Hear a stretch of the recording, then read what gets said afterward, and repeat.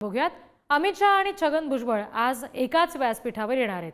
मालेगावला आज गृहमंत्री अमित शहा यांच्या उपस्थितीमध्ये सहकार परिषद होतीये आणि छगन भुजबळ सहकार परिषदेला उपस्थित राहणार आहेत। शहा आणि भुजबळांमध्ये काय चर्चा होणार याच्याकडे विशेष लक्ष सगळ्यांचं आज असेल।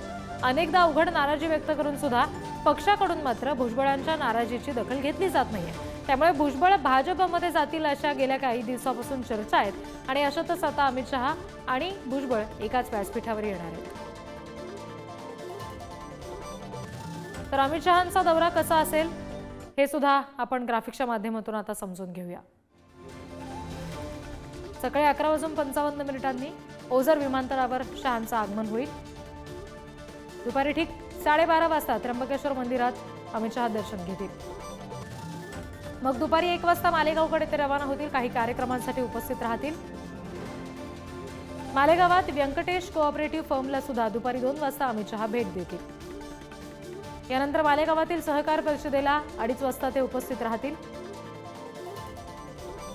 3:30 वाजता नाशिकमधून मुंबईच्या दिशेनं अमित शहा रवाना होतील। संध्याकाळी 5 वाजता मुंबईतल्या कार्यक्रमांसाठी अमित शहा उपस्थित राहणार आहेत।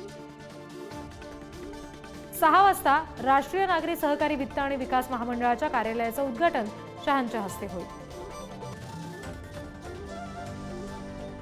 आणखी तपशील आपण घेणार आहोत। प्रतिनिधी किरण ताजणे सध्या आपल्याशी जोडले गेलेले आहेत, त्यांच्याशी आपण या संदर्भात बोलून हे तपशील घेऊया। किरण, अमित शहांचा हा जो दौरा आहे नाशिकमध्ये नेमकं काय सध्या घडतंय या दौऱ्याच्या पार्श्वभूमीवर, आणि भुजबळ आणि शहा हे सुद्धा एकाच व्यासपीठावर येणार त्याबाबत सुद्धा चर्चा आहे।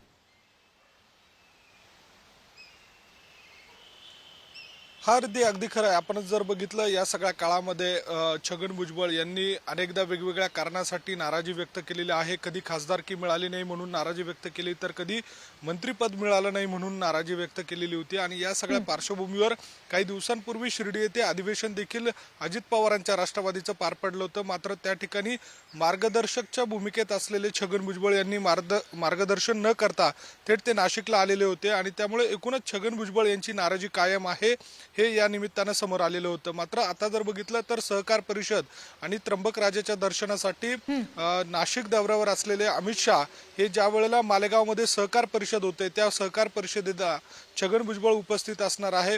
याशिवाय अन्य नेते देखील उपस्थित असणार आहे। उपमुख्यमंत्री एकनाथ शिंदे यांचा देखील दौरा आहे, त्यासोबतच चंद्रशेखर बावनकुळे, जयकुमार रावल हे देखील या कार्यक्रमाला उपस्थित असणार आहे। मात्र छगन भुजबळ या कार्यक्रमाला उपस्थित राहत आहे, त्यामुळे राजकीय चर्चांना देखील उधाण आलेलं आहे।